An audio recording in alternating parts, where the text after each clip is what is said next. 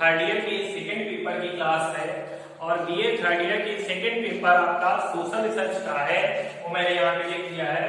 और मैं सौरभ शुक्ला आपके इस लेक्चर में हम जो पिछले लेक्चर्स में सोशल रिसर्च के 3 यूनिट्स कंप्लीट कर चुके हैं, ये चौथा यूनिट चल रहा है और चौथा यूनिट का पहला टॉपिक है कि वैज्ञानिक पद्धति एवं समाज विज्ञानों में तर्क। ठीक है, तो अब ये वैज्ञानिक पद्धति एवं समाज विज्ञानों में तर्क टॉपिक पूरा क्लियर करने से पहले हमें ये साइंटिफिक मेथड जो है वैज्ञानिक पद्धति, इसके विषय में जानकारी होनी चाहिए। वो मैंने यहाँ पे लिखा कि वैज्ञानिक पद्धति, तो वैज्ञानिक पद्धति के विषय में कुछ परिभाषाएं जो है वैज्ञानिकों के द्वारा दी गई हैं, वो मैंने लिखी और उन परिभाषाओं के आधार पर जो निष्कर्ष प्राप्त होते हैं वो लिखे हैं।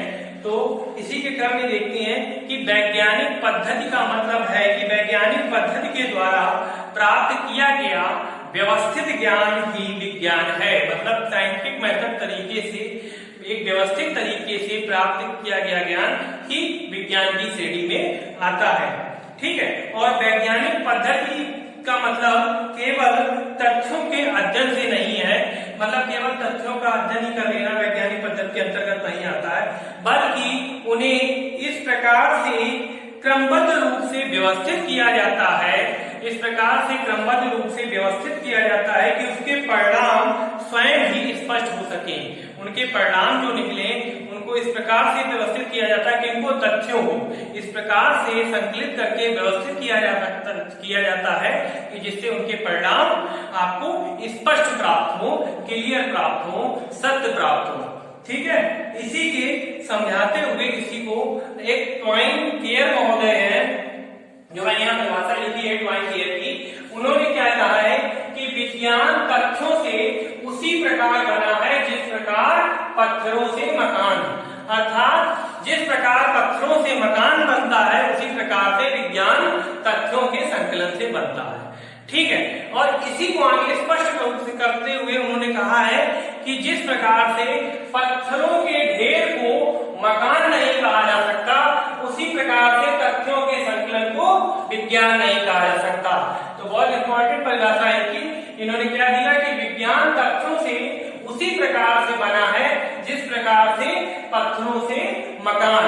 और इसी के क्रम में उन्होंने आगे इस परिभाषा को समझाते हुए बोला है कि जिस प्रकार पत्थरों के ढेर को मकान नहीं कहा जा सकता, उसी प्रकार से तथ्यों के संकलन को विज्ञान नहीं कहा जा सकता। ठीक है, ये क्लियर हुआ। तो इसी के क्रम में कहा गया है आगे जो एक वैज्ञानिक हुए हैं, कौन हुए, चर्चमैन एवं एफ्कॉफ। चर्चमैन एवं एफ्कॉफ महोदय ने उन्होंने क्या कहा है कि विज्ञान का अर्थ है, क्या अर्थ है कि ज्ञान प्राप्त करने का व्यवस्थित तरीका या कुशल खोज। विज्ञान का अर्थ है ज्ञान प्राप्त करने का एक सिस्टमैटिक क्रम के रूप में और उसकी एक कुशल खोज है। ठीक है, इसी के आगे क्रम में आगस्ट कांते महोदय, जिनकी यहाँ मैंने परिभाषा लिखी है, उन्होंने विज्ञान वैज्ञानिक पद्धति के रूप में विज्ञान को क्या देखा है, तो विज्ञान को किस श्रेणी में रखा, किस तरह से बोला, तो उन्होंने कहा है कि वैज्ञानिक पद्धति में धर्म, दर्शन या परिकल्पना का कोई स्थान नहीं होता है। इनका कहने का मतलब है वैज्ञानिक पद्धति में धर्म, दर्शन और परिकल्पना का कोई स्थान नहीं है। और वैज्ञानिक पद्धति का अर्थ है, क्या अर्थ है, निरीक्षण, परीक्षण और वर्गीकरण की एक व्यवस्थित कार्य प्रणाली है। इन्होंने वैज्ञानिक पद्धति को क्या माना है कि वैज्ञानिक पद्धति का मतलब है निरीक्षण, परीक्षण का प्रयोग एवं वर्गीकरण की एक व्यवस्थित कार्य प्रणाली है वैज्ञानिक पद्धति। ठीक है, ये क्लियर होता है। तो इसी को इन्होंने दूसरे शब्दों में आगे क्या कहा गया है उसको देखते हैं। दूसरे शब्दों में क्या कहा गया कि वैज्ञानिक पद्धति एक ऐसा तरीका है, साइंटिफिक मेथड एक ऐसा मेथड है जिसके माध्यम से सामाजिक समस्याओं, सोशल प्रॉब्लम के अध्ययन का व्यवस्थित ढंग से ज्ञान प्राप्त किया जाता है और इस प्राप्त ज्ञान के आधार पर निष्कर्ष प्राप्त किए जाते हैं। और वो निष्कर्ष कैसे होते हैं, सार्वभौमिक और सर्वमान्य होते हैं। जो समस्याएं होती हैं समाज की, उनको एक व्यवस्थित रूप से, व्यवस्थित ढंग से उनके तथ्यों का संकलन करके एक साइंटिफिक मेथड से ज्ञान प्राप्त किया जाता है और उस ज्ञान के आधार पर जो निष्कर्ष प्राप्त किए जाते हैं उन निष्कर्षों के आधार पर ऐसे सार्वभौमिक सत्य प्राप्त होते हैं, ऐसे सार्वभौमिक नियम प्राप्त होते हैं जो सभी जगह सर्वमान्य होते हैं। ठीक है, ये कहा गया है। और इसी को निम्नलिखित रूप से व्यवस्थाओं के माध्यम से स्पष्ट भी किया जाता है और किया जा सकता है। क्या किया जाता है कि विज्ञान का अर्थ ज्ञान को व्यवस्थित तरीके से प्राप्त करना है। विज्ञान का क्या मतलब है? विज्ञान का अर्थ है कि व्यवस्थित तरीके से प्राप्त ज्ञान। ठीक है, और इसमें क्या होता है? इसमें अवलोकन के द्वारा तथ्यों को एकत्र किया जाता है। और विश्राम महोदय ने सबसे पहले कह दिया है कि निरीक्षण की विधि का प्रयोग करेंगे, ऑब्जर्वेशन मेथड का प्रयोग करेंगे। वही यहाँ पे कहा गया है कि अवलोकन के द्वारा तथ्यों को एकत्रित किया जाता है तथा तथ्यों का वर्गीकरण किया जाता है। दूसरा उन्होंने पॉइंट बोला, ठीक है, तथ्यों का वर्गीकरण किया जाता है और विश्लेषण किया जाता है। तथ्यों का क्लासिफिकेशन करते हैं और इसकी एनालिसिस करते हैं क्लासिफिकेशन के बाद। ठीक है, तो इसी क्रम में कैसे है, इसमें जो विज्ञान में किस चीज का प्रश्न उठता है? What is this? क्या है ये? क्या है? क्या का प्रश्न होता है। तो इसमें क्या का उल्लेख किया जाता है, अर्थात जो वस्तु जिस रूप में दिखाई पड़ती है उसका अध्ययन उसी रूप में किया जाता है, न कि उसके अच्छे या बुरे होने के संबंध में विचार किया जाता है। जो वस्तु मतलब विज्ञान के क्षेत्र में क्या है का मतलब क्यों है, कैसे है, इसका मतलब नहीं है। क्या है, सिर्फ इसका अध्ययन किया जाता है। अच्छी है, कैसी है, कैसी का मतलब नहीं अच्छी है बुरी है, इसका मतलब नहीं, कैसी है उस प्रकार से, जिस प्रकार से उसी प्रकार से उसका अध्ययन, जिस प्रकार की समस्या से उसी तरीके से उस समस्या का अध्ययन उसी रूप में किया जाता है। ठीक है, तो इसी क्रम में कुछ वैज्ञानिक हैं, उन्होंने अपनी परिभाषाएं दी हैं। तो उसमें सबसे पहली परिभाषा कार्ल पियर्सन महोदय की है। तो कार्ल पियर्सन ने क्या कहा है वैज्ञानिक पद्धति के विषय में? इन्होंने कहा है कि समस्त विज्ञान, जो समस्त विज्ञान की एकता है, समस्त विज्ञान की एकता केवल उसकी पद्धति में है, ना कि उसकी विषय सामग्री में।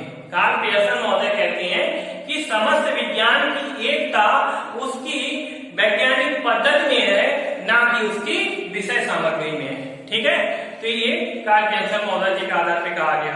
अब अगले क्रम में गुडे एवं हार्ट महोदय वो क्या कहते हैं वैज्ञानिक पद्धति के विषय में? उन्होंने कहा है कि किसी विज्ञान समस्त अनुभव सिद्ध संसार के प्रति, समस्त अनुभव सिद्ध संसार के प्रति दृष्टिकोण की एक पद्धति है। मतलब विज्ञान समस्त अनुभव सिद्ध संसार के प्रति दृष्टिकोण की एक पद्धति है। ये किसके आधार पर कहा गया? गुडे एवं हार्ट महोदय के आधार पर। इसी के आगे क्रम में चेज महोदय हुए, उनके आधार पर वैज्ञानिक पद्धति को क्या कहा गया? उन्होंने कहा कि विज्ञान पद्धति के साथ चलता है, ना कि विषय सामग्री के साथ। जो विषय वस्तु है उसके साथ नहीं, उसकी वैज्ञानिक पद्धति के साथ विज्ञान चलता है। ये चेज महोदय के आधार पर कहा गया। इसी के क्रम में लुंडवर्ग महोदय के आधार पर, जो समाजशास्त्री भी है, वैज्ञानिक भी है, परिकल्पना में भी बहुत इनकी परिभाषाएं हैं। गुडे एवं हार्ट और लुंडवर्ग, इनकी परिभाषाएं आपको बहुत मिलेगी आपकी रिसर्च में। ठीक है, और बहुत इनके मेथड्स मिलेंगे।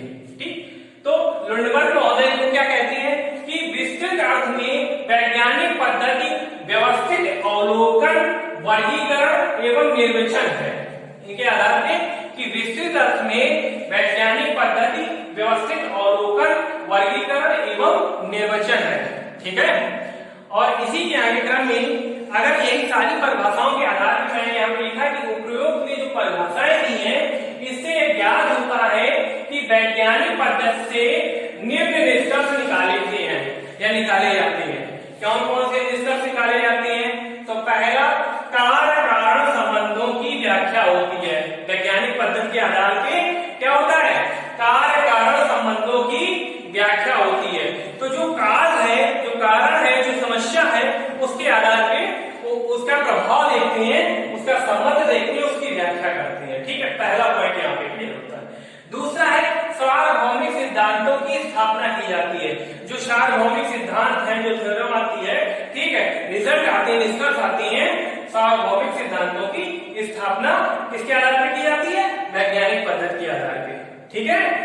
तीसरा पॉइंट है, इससे प्राप्त निष्कर्ष सार्वभौमिक होते हैं। जो वैज्ञानिक पद्धति के द्वारा प्राप्त जो निष्कर्ष होते हैं वो कैसे होते हैं? यूनिवर्सल्स होते हैं। ठीक है, सार्वभौमिक होते हैं। ठीक, जो मैंने ग्रेविटेशनल थ्योरी का आपको सिद्धांत बताया, तो उन्होंने कहा कि चाहे वो आप भारत में देखें या अन्य जगह किसी स्थान पर, पृथ्वी के किसी स्थान पर देखेंगे तो देखेंगे कि जो ऊपर से वस्तु गिरती है अर्थात पृथ्वी से जो भी फल गिरता है वो पृथ्वी की ओर आकर्षित हो रहा है, अर्थात गुरुत्वाकर्षण बल के कारण ये क्रिया संपन्न हो रही है। ठीक है, कारण भी पता है, कार्य कारण और प्रभाव दिखा है, तो आकर्षण बल कार्य कर रहा है। पहले पॉइंट यहाँ क्लियर हो रहा है। ठीक है, उस थ्योरम के आधार पर, तो उसी के आधार पर प्राप्त जो निष्कर्ष है वो सार्वभौमिक है। ठीक है, आपको रिजल्ट पता चलते। इसी के अगले पॉइंट में, इसके माध्यम से समाज में आने वाली समस्याओं का निदान एवं भविष्यवाणी की जा सकती है। तो किसके माध्यम से? वैज्ञानिक पद्धति के माध्यम से जो समाज में समस्याएं आ रही हैं उनका निदान अर्थात उनका डायग्नोज किया जा सकता है, और उनके डायग्नोज के आधार पे ही मतलब उनका उपचार किया जाएगा। जैसे आप डॉक्टर के पास जाते हैं तो डॉक्टर किसी चीज का पहले डायग्नोज करता है, अर्थात आप रोगी होते हैं, आपको किसी चीज की समस्या होती है तो सबसे पहले वो डायग्नोज निदान करता है, उसके बाद उपचार शुरू करता है, उपचारात्मक विधि का प्रयोग करता है। ठीक है, तो इसके आधार पर आपको क्या मिलता है? इसके माध्यम से, किसके माध्यम से? वैज्ञानिक पद्धति के माध्यम से समाज में आने वाली समस्याओं का निदान और भविष्यवाणी की जा सकती है। ठीक है, ये पॉइंट क्लियर होता है। इसी के आगे क्रम में इसका अध्ययन वस्तुनिष्ठ प्रकृति का होता है, अर्थात ऑब्जेक्टिविटी टाइप का होता है।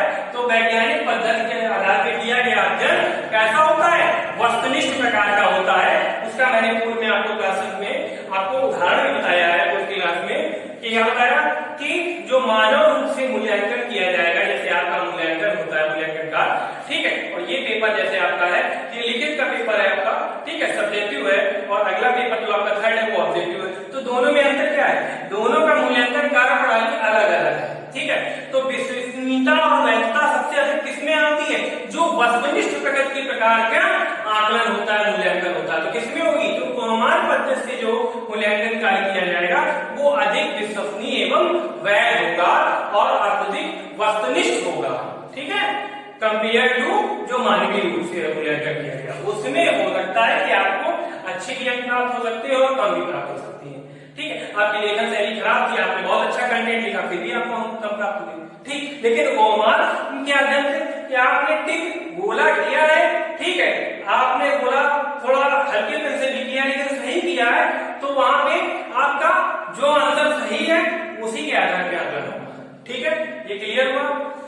आगे देखते हैं कि इसमें जो निष्कर्ष के आधार पे क्या कह सकते हैं, जो निष्कर्ष प्राप्त हुए हैं इसके आधार पे जो कहा जा सकता है कि वैज्ञानिक पद्धति के द्वारा प्राप्त किया गया ज्ञान, जो वैज्ञानिक पद्धति के द्वारा जो ज्ञान प्राप्त किया जाता है वो कैसा होता है? वस्तुनिष्ठ और वैज्ञानिक प्रकार का होता है।